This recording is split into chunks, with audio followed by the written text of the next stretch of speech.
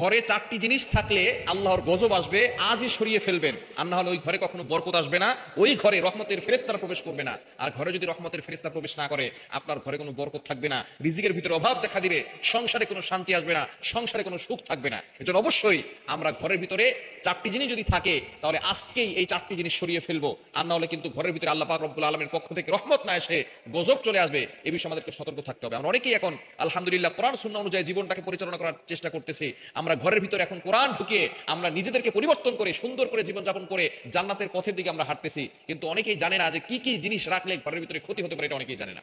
এজন্য আমরা এই চারটি জিনিস যদি ঘরে থাকে তাহলে তাড়াতাড়ি বের করে ফেলবো। নবীজি সাল্লাল্লাহু আলাইহি ওয়াসাল্লাম জানিয়ে দিয়েছেন, এক নাম্বার হচ্ছে লা তাদখুলুল মালাইকাতু বাইতান ফীহি কালবুন ওয়ালা সূরা। এক নাম্বার, যেই ঘরের ভিতরে কুকুর থাকে ওই ঘরে রহমতের ফেরেশতারা প্রবেশ করেন। নবীজি সাল্লাল্লাহু আলাইহি ওয়াসাল্লামের কাছে জিবরাইল আলাইহিস সালাম প্রায় সময় ওহী নিয়ে আসতেন। জিবরাইল আলাইহিস সালাম যত নবী দুনিয়াতে এসেছেন সবচেয়ে বেশি এসেছেন আমাদের নবীর কাছে। 23 বছরে নবীজি সাল্লাল্লাহু আলাইহি সাল্লামের কাছে জিবরাইল আলাইহিস সালাম এসেছেন 24,000 বার, কিছু কিছু রিওয়ায়াত দ্বারা জানা যায় আরো বেশি।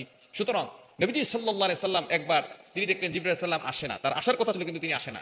2 দিন চলে যায়, জিবরাইল আলাইহিস সালাম আসে না। 3 দিন হয়ে গেছে, জিবরাইল আলাইহিস সালাম আসে না।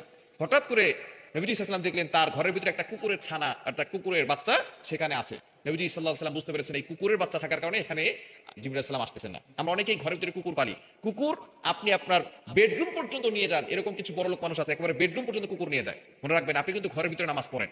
কুকুর আর বিড়াল কিন্তু সমান নয়।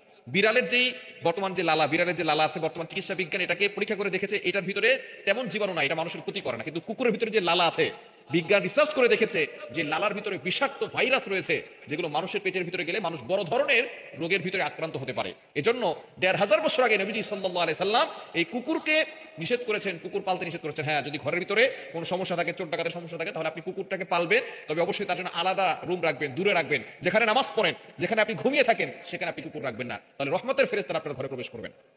দ্বিতীয় নাম্বার হচ্ছে ওয়ালা সূরা, কোন প্রাণীর ছবি ঘরে টানিয়ে রাখবেন না। আপনার বাবার ছবি, মায়ের ছবি, নিজের স্বামী স্ত্রীর ছবি, সন্তানদের ছবি, অথবা কোনো প্রাণীর ছবি, এগুলো আপনি ঘরের ভিতরে টানিয়ে রাখবেন না, তাহলে রহমতের ফেরেশতারা প্রবেশ করবে না। আজকেই খুলে ফেলবেন।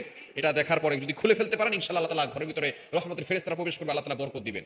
3 নাম্বার হচ্ছে কোনো বাদ্যযন্ত্র ঘরের ভিতরে রাখবেন না, যেটা সম্পূর্ণরূপে হারাম। আল্লাহ পাক রব্বুল আলামিন এই গান বাজনা হারাম করে দিয়েছেন, এটা অনেকে বিশ্বাস করে না। সূরা লুকমানের 6 নাম্বার আয়াত, ওমিনান নাস মান ইয়াশতারি লাহুল হাদিস।